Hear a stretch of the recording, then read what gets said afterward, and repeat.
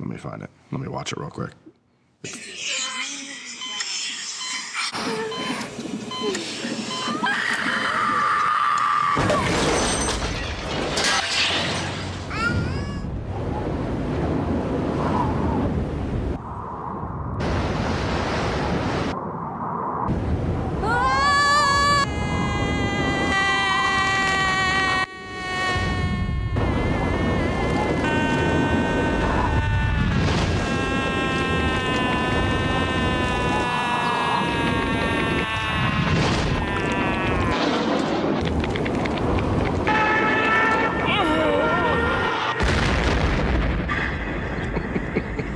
It's really good.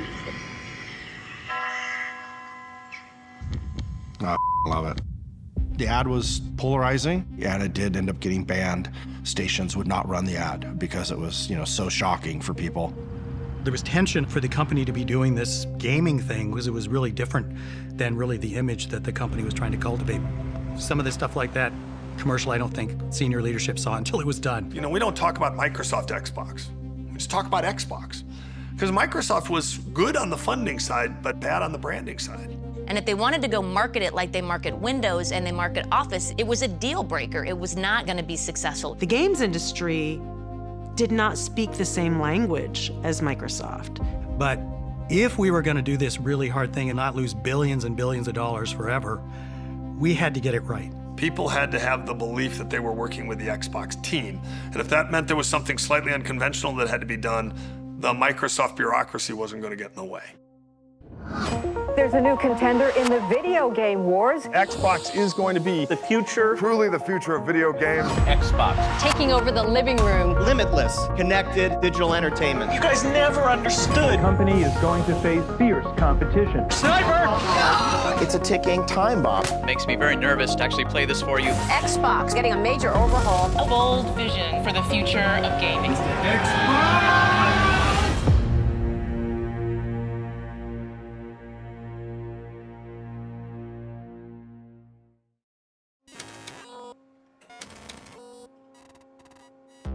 The Xbox is a breakthrough game console that ships in fall 2001. Most console companies start working on the next console as soon as they finish the current console. So 5 years, 6 years, 7 years. So for Microsoft to go from announcing in 2000 to being on store shelves in the fall of 2001 is kind of insane. Before Xbox landed on store shelves, the team had to run a gauntlet of very public deadlines. A hardware rollout in Las Vegas at the Consumer Electronics Show. A first glimpse of Xbox games at Microsoft's GameStock event in Seattle. And finally, an event that brought the entire global gaming industry together to see what was new and judge it mercilessly. E3 is the biggest moment of the year for games. For new entrants, it was really important to show up and make a good impression. That E3 was critical for the Xbox, but a lot of what you're showing is beta software and beta hardware. Hardware that's not proven yet, or probably not even finished. A lot of things at E3 can go wrong.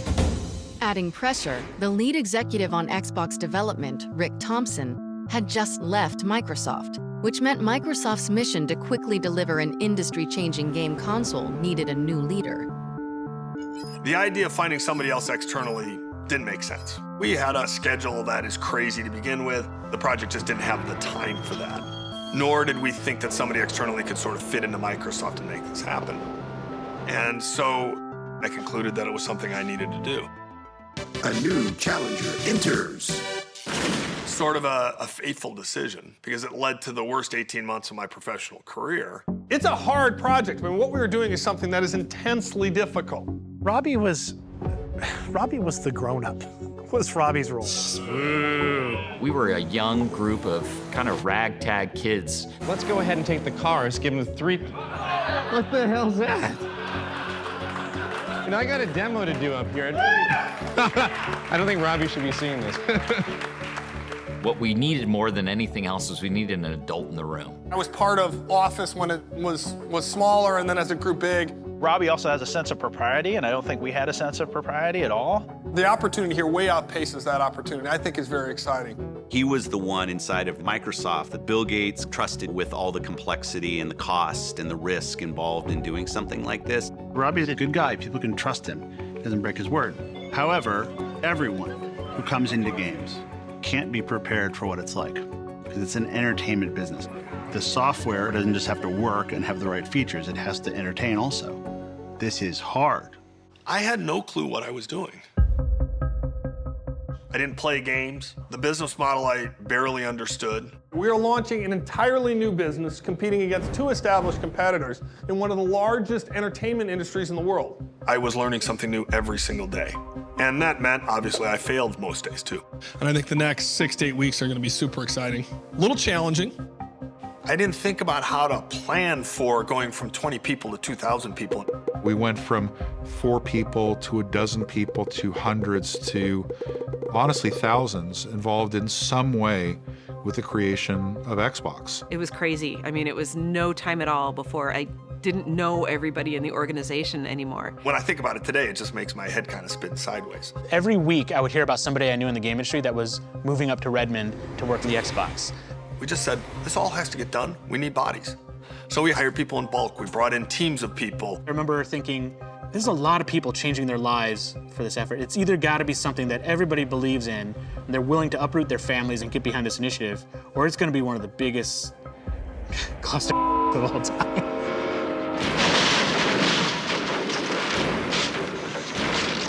It became clear that we needed our own place because we were just going to bust at the seams. So Microsoft has this beautiful campus and all these beautiful buildings and everyone works together. We were not part of that. We went to this campus called Millennium, which was still in Redmond, but pretty far away from Microsoft. Part of that was we needed space, but part of it is like, we need a few miles away from main campus to get some breathing room to do something different. We were deliberately a renegade team. They were rebels inside of the Microsoft empire. We were kids in our early 20s who loved video games and could not believe that Microsoft had given us jobs to go create them, and we were all kind of growing up together. The thing about games is it's Hollywood for nerds.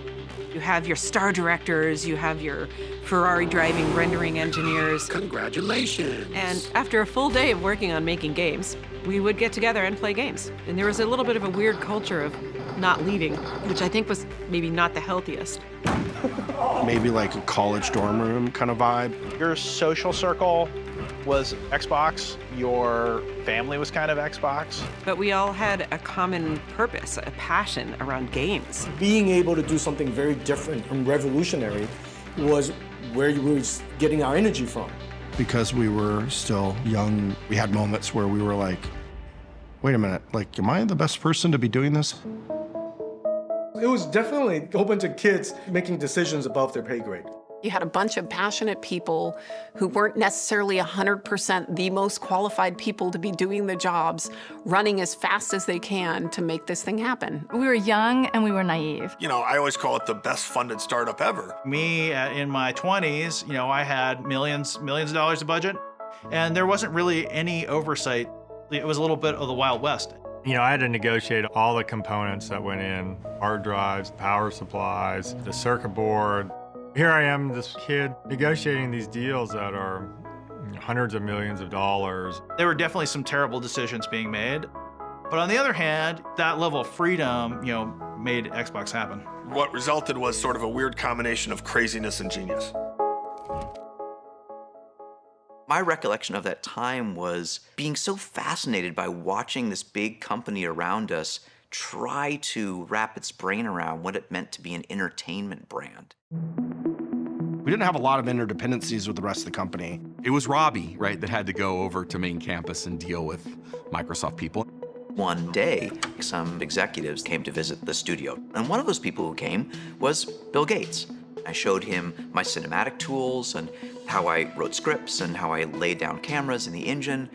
Bill spent time with Marty O'Donnell, our audio director. Chief, whatever you're gonna do, make it quick. Raining aliens! Oh, Jesus, why you do this to me? The hopes of all the Covenant rest on your shoulders, Chieftain. He spent time actually watching Marty play some of the themes from Halo. Dietat. Diapa.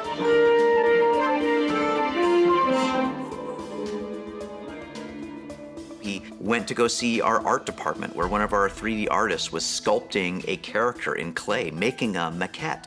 And at the end of the Bill visit, we got in the conference room, the leads of the studio, and there was a pause.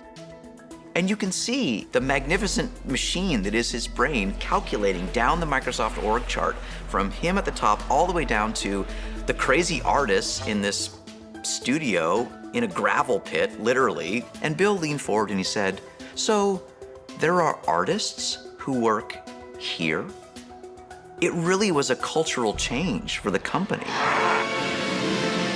Xbox was already forcing people within Microsoft to think differently. But what really mattered was changing public perception. Behind the scenes, software engineers were hard at work building Xbox's capabilities. Now, the hardware team had a chance to win over the doubters on a big stage at the Consumer Electronics Show in Las Vegas. CES was a trade show where companies from around the world would come to unveil the latest in technologies. A lot of buying decisions and retailers got made at that show for the holiday season, and so we had a lot of proving to do. The press was skeptical, gamers were skeptical. You don't know how to do this stuff. You've never done this before. Good luck. The gaming industry is not a believer. While Microsoft works on the insides of the new Xbox, it focuses an equal amount of attention on the outside. I was the creative director of Xbox. Horace Luke is the man. Horace Luke is the man. What Horace had to do was take the thing that we had produced in hardware and then figure out some wrapping around it. First time we ever showed him, like, hey, you're gonna need to put this board that we're about to manufacture for, millions of consoles into something that looks good. He's like, what the f? My office was where everybody brought their ideas, from the technology team to the design team to the management team.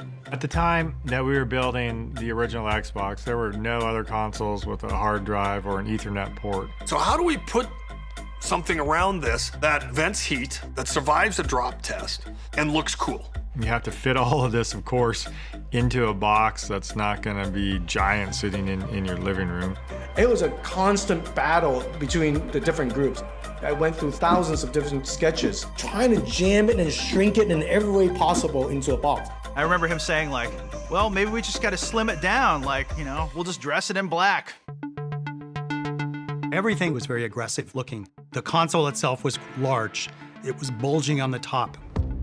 It looked like the engine cowling on a Dodge Hemi. It was the physical embodiment of power. Like no other console's ever been designed like this. It was quite a miracle to fit everything in that box. Looking back today, you say the thing is huge, but in comparison to the PC of the 90s, it was tiny. It is a small miracle that we actually were able to pull this off. And it looked awesome. The 2001 Consumer Electronics Show is packed with every new gadget and gizmo about to hit stores. CES 2001 in Las Vegas, in the convention center hall. Bill Gates was there. CES will actually give us a better idea of just where Microsoft is going to fit into the gaming market.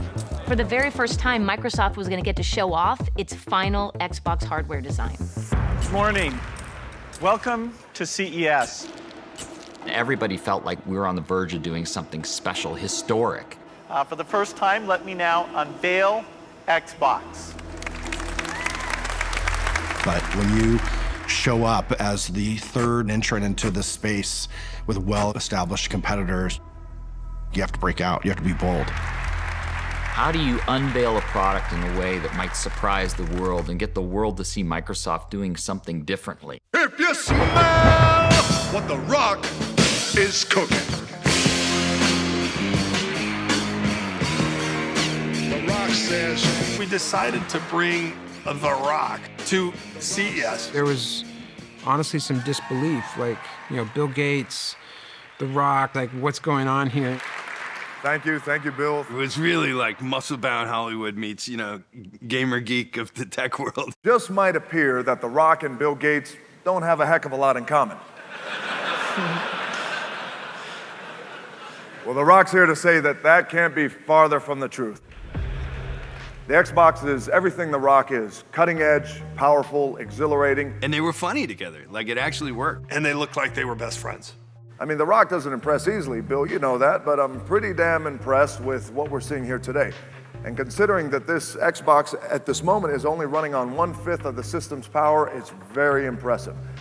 Bill, do you have any idea what The Rock would be like if he were only running on 1/5 of his power? Well, I would think that... It doesn't matter what you think, Bill. I'm sorry, Bill. It's just a force of habit. Rock apologizes. It went well. We showed nothing, technically, but it started to build the excitement. We gave it 5 out of 5 stars. We really like the Xbox a lot. You throw in an 8GB hard drive, a 10100 Ethernet adapter, and you basically have the most powerful system on the block. The Xbox is really slick. With excitement building around the console, Microsoft was under tremendous pressure to build a portfolio of hit games before the Xbox launch. By the time they had announced that they wanted to do Xbox to the time when we needed to launch was an incredibly short period of time. We didn't really have the luxury of saying, start building a game from ground up. That was almost impossible. What we were looking for were games that were partially in development, ports already in development. We went out and started to look for developers all over the world. A barnstorming tour across North America, Europe, and ultimately Japan to create some sort of excitement around the console and convince game developers in particular that we could be successful. All right, boys, let's roll. One day we presented a new idea from a small game publisher that had come to us and said, hey, we want to dust off one of the 2D games that we had done for PC. We're going to really invest in it. We think it's going to be really exciting. And these newly important executives in Xbox who would review all the pitches from publishers and developers, they said, I don't think that game is going to be able to make the transition from 2D to 3D. They felt that it was complicated. They didn't really understand the user interface. They thought that it was based on a game that hadn't been all that successful. To my surprise, it was rejected. And that game was called Grand Theft Auto 3. It ended up selling 14.5 million units. It was the top-selling game of 2001 and would have been the top-selling game of 2002 if it wasn't beaten by its own sequel. It was the pass heard around the industry. Despite seeing Grand Theft Auto 3 go to PlayStation, Microsoft was still well-positioned to attract other developers to its platform. We needed a vibrant and strong third-party lineup of games that customers would love, and we wanted the industry to look at us as something that was going to be worthy of development. We wanted to have the very best games. On March 13, 2001, Microsoft put their commitment to developers on public display at their GameStock event in Seattle. Thanks and welcome to GameStock 2001. What you're seeing is a sneak peek at what's to come on Xbox. We're going to start off with a game whose vision was really just too big to fit in the PS2, so we brought it over to the Xbox.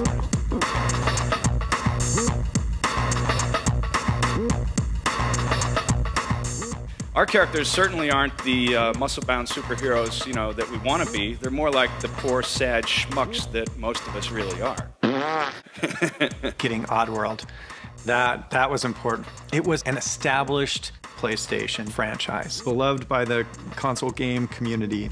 That's the last damn Gabbit there is! We had a chance to work with an amazing creator in Lorne Lanning. He did all the voice acting for his own game. So Munch had these things we called fuzzles, and they were like, me, me, me, me, me, me, and Munch would be like, you got to come over and do this for me. You know, so and then Abe's like, come on, guys, let's go. And they were really vulnerable characters living in extremely dangerous worlds that you're trying to keep them alive, but when they get whacked, it's hilarious. Next, we're really happy to announce our new relationship with one of the premier racing developer teams in the world, Bizarre Creations. Project Gotham is a new product for Xbox. Now check out the reflections on this car. The whole environment is completely mapped to the entire surface of this vehicle. Project Gotham Racing was based on your style of driving as much as how fast you cross the finish line. For us, it was an opportunity to make this amazing, really accessible, fun, arcade racing game. It's a really important part of our launch, and that was just the beginning. Hardcore, freestyle snowboarding. This is only one mountain of 7 international mountains we'll be bringing to you in AMP. That double-ended axe is pretty wicked looking, and we can tell this is a hand-to-hand fighting game. Playing a football game, you want to kick your buddy's butt so hard he's going to wear it for a helmet. And that's it for our show today. I hope you got to see everything that you wanted. Did you see everything?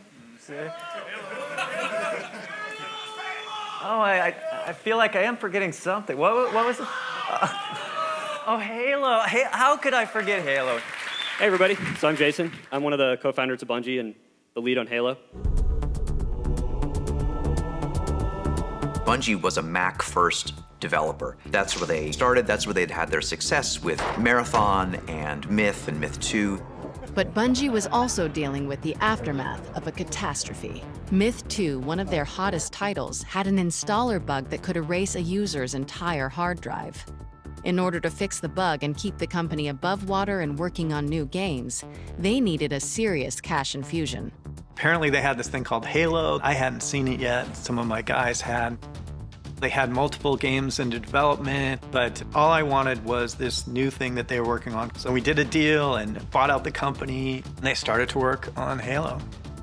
That's really when true development began on what the game would be. When we were purchased, Halo was not a game. There was no real story. There was no real sense of what the gameplay tempo would be like. We knew it was powerful to control a space marine who moved fast and could jump into a sophisticated vehicle and, haul ass around this alien world. And that was it. What do you think, Jason? Got something for you. See it? Woo! People knew about Halo. They knew that we'd been acquired by Microsoft. They knew about Xbox. They knew we were still working on the game. That period of getting Halo from a series of prototypes to on a disc playable by an Xbox was just a mad rush to get this game done. But there was this excitement that we had something special. It makes me very nervous to actually play this for you. Welcome to Halo on the Xbox.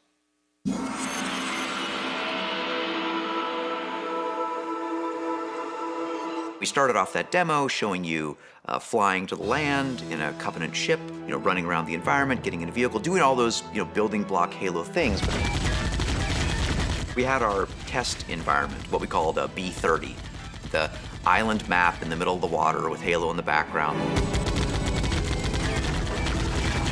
It was just fun to play. Woo! GameStock was that real first coming out party for us, and it was just that moment where I think the whole organization began to wake up to, oh, there's something really special here. Thank you, that's it. Good night. Xbox had made a high-risk bet on Halo. At the time, first-person shooters were considered PC games. The only right way to play was with a keyboard and mouse.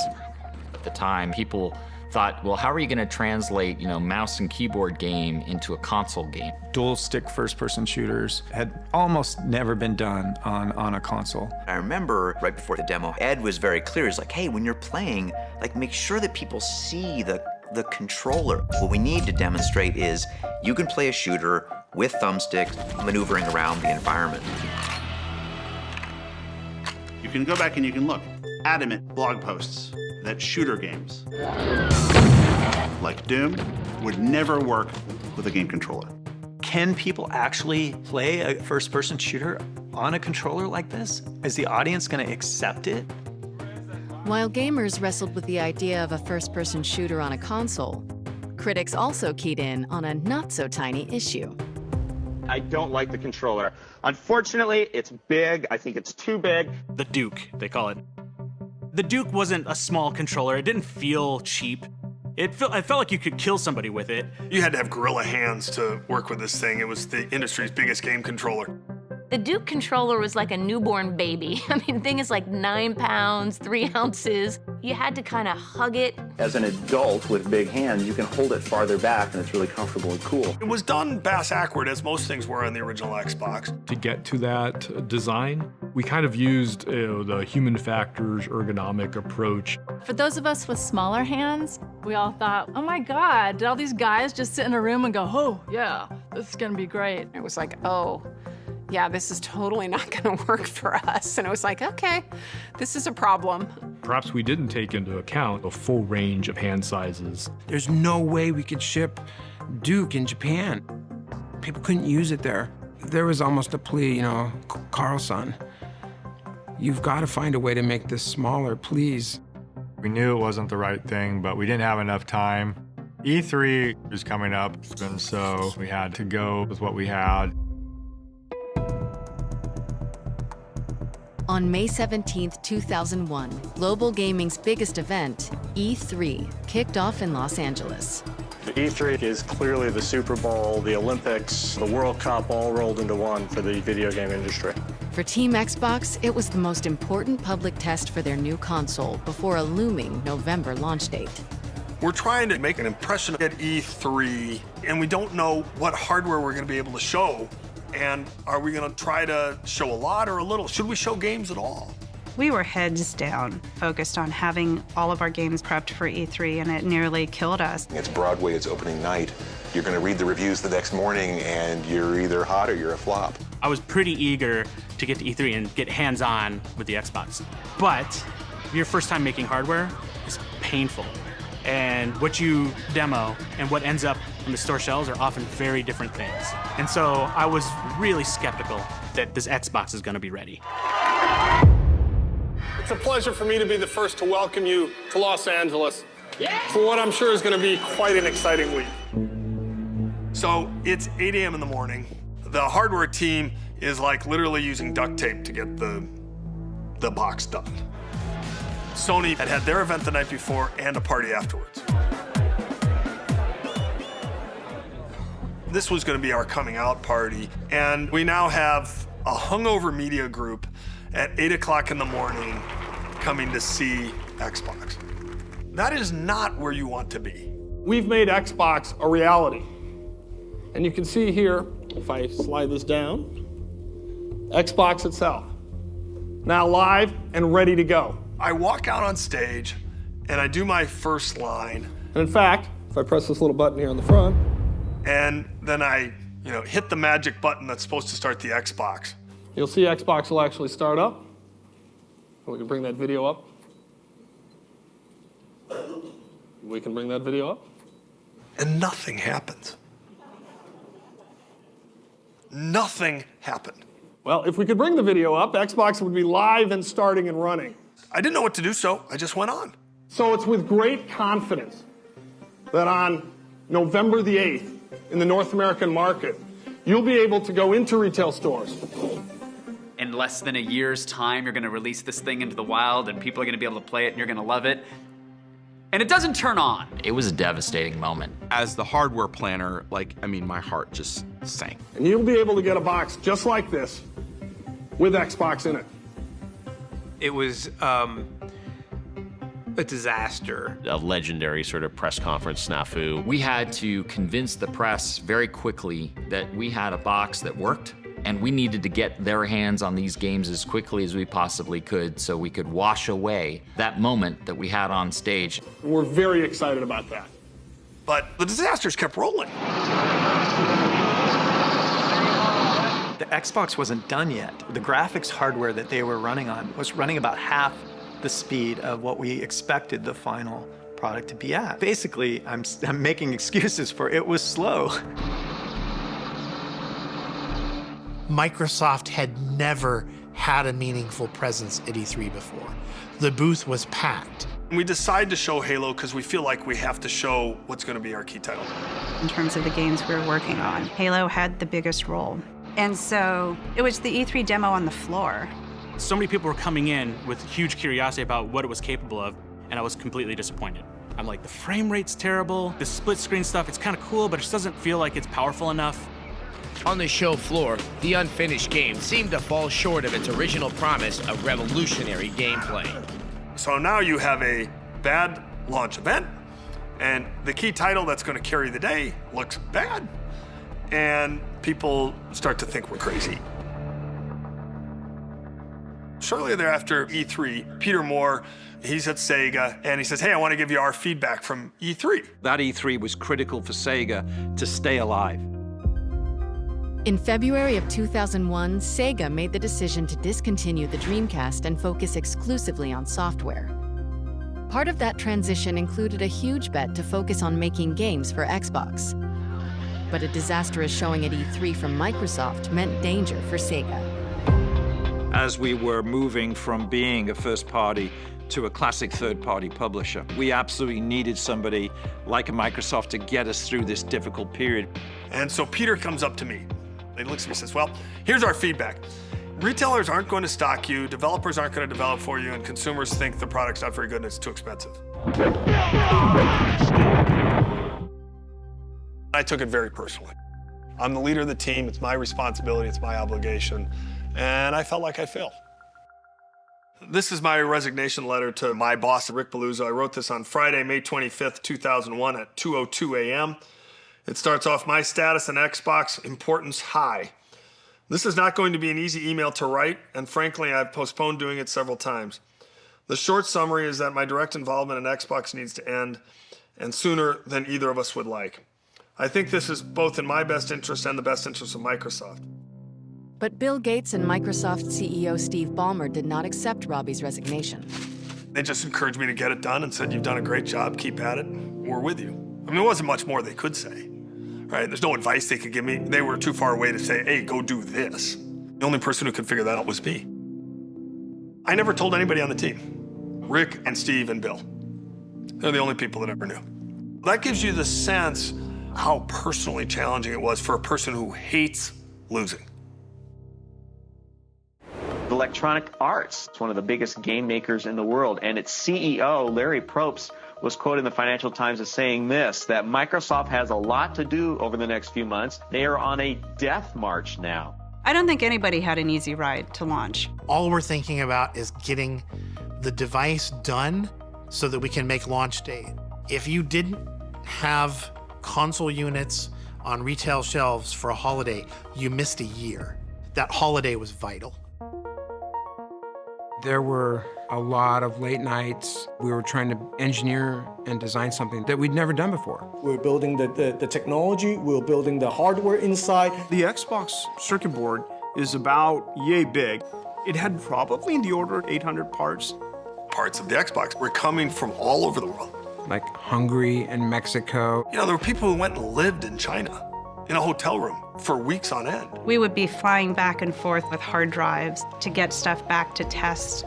Microsoft had never shipped a console before. It turns out there's a lot of regulation everywhere in the world. You had to be certified by the right agency and approved. Their approval took longer than we expected. Parts wound up getting delayed from suppliers. It was every day, come into the office, see a fire, try to put the fire out. We were tracking the hardware, tracking the components, tracking our launch dates at such an accelerated pace. It was chaotic. Chaos, total chaos. People themselves were doing Herculean things. We would sleep at the office. This was all happening in real time. It had just never been done before. Xbox was the toughest job I will ever have, or have ever had. I will never do it again. Every day was a challenge, both sort of technically and professionally, but also personally. You know, you were lucky if you had a personal relationship that survived launch.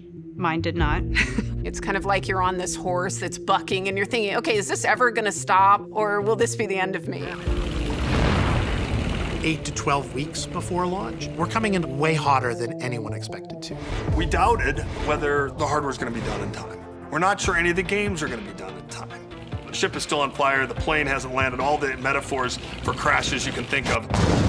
But in the end, that team believed. There's no second try at the Xbox, so this was a Hail Mary culture. And if we were able to succeed, it was going to be absolutely epic. It's a touchdown. November 15th, 2001, Xbox was released in Times Square. Mr. Bill Gates! We painted Times Square green. Everywhere you looked, you saw the Xbox green logo. Xbox was up on all these big billboards. One of those moments in your life you're never gonna forget. Here we are, a huge line of gamers down the street waiting to buy this Xbox. 20 years old, first time going to the city alone. I get on a bus and I show up in Times Square, I go straight to the new Toys R Us, and I'm looking for the line. I'm prepared to stay there all day. We worked with the city to open up the WWF restaurant across the street from Toys R Us Times Square, and that's where all the gamers came first. They have Xbox consoles set up everywhere. They pretty much just allowed all the gamers to hang out and play and test out all these games. Bill wanted to be on site. He wanted to help hand over the first console. Bill Gates is down at a gaming system, shook my hand and said, "You ready to play?" And then we were playing Fusion Frenzy. And Bill Gates made a comment that he had actually taken 2 weeks off of work just to practice this game. He wanted to beat the gamers. Does anyone know what the shoot button is? Hey, I think. Hey? Let's check.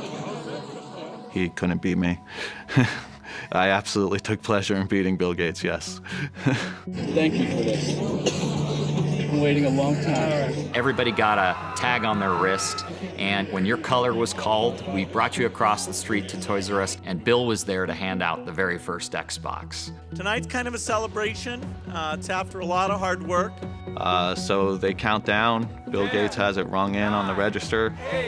Price is up there, $299.99. 5, 4, 3, 2. One hits, and he hands me the box and says, "Don't worry, I'm buying it for you." And I turn around with even more excitement and raise my prized possession over my head. Edward Glucksman became the first gamer in the world to ever own an Xbox. It was a magical night. I'm a 20-year-old kid looking for a console. That's all I wanted to do. First time going to the city alone, I managed to get sent home in a limo. It's a celebrity. Every night. That's right. They actually did it. You know, Microsoft actually built and delivered this thing. The feeling was like, crying level of exhaustion and intense pride for the thing that we had made. There's never been a prouder moment in somebody's early career. I still have goosebumps today thinking about it. I tell people that faith is a force multiplier. That team believed. And because that team believed, Xbox got done. If that team doesn't believe and they're just there doing their jobs, we never finish. That small group of big personalities managed not only to convince Bill Gates and the board that we wanted to get into this nascent industry, but they also managed to get an entire organization of game people created and pointed in the right direction. Get on the subway, the whole station is covered in Xbox logos. I had to sit down and started to cry, and even Kevin got emotional. It was an impossible task that we should not have been able to do. I was tremendously proud of it. But at the same time, that was the end of that special moment in time that we were all able to be part of. It was the end of an era. With the Xbox out of their hands and into living rooms around the world, Kevin Backus and Seamus Blackley left Microsoft for new adventures in the game industry.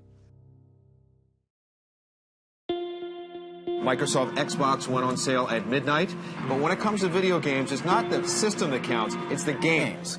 Nobody actually really cares about the hardware. All they care about is the content. To be successful, you have to give the gamers that platform-defining title. That you had to go out and buy an Xbox if you wanted to play. Halo was like this gem, like this was going to be the diamond we offered up at Xbox launch. But remember, Halo showed up at E3, 6 months before the game was supposed to launch with pretty serious frame rate issues.